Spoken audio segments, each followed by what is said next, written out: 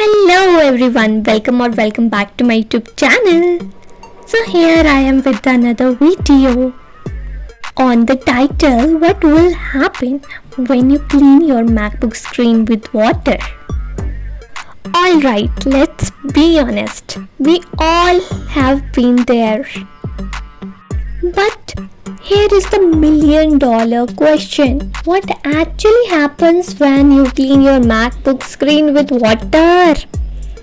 Will your MacBook survive? Or are you unknowingly causing damage that will cost you big time? Let's find out it together. So, let's get real. Most of us don't really think twice about cleaning our MacBook screens. You see a smudge, grab whatever's nearby, maybe a wet cloth, a tissue dipped in water, and start wiping it off. But your MacBook screen is actually pretty delicate. Here is why. The MacBook screen has a thin coating called the anti-reflective layer that is designed to reduce glare.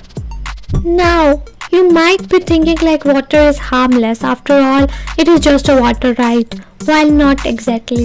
If too much water gets into the edges or if it sits on the screen, it can seep into the display or behind the screen panel, causing potential moisture damage.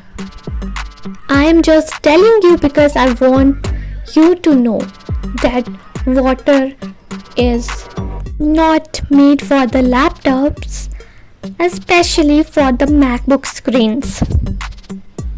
But don't worry, cleaning your MacBook screen the right way is actually really simple. You are good to go with that. So yes, that is it for the video.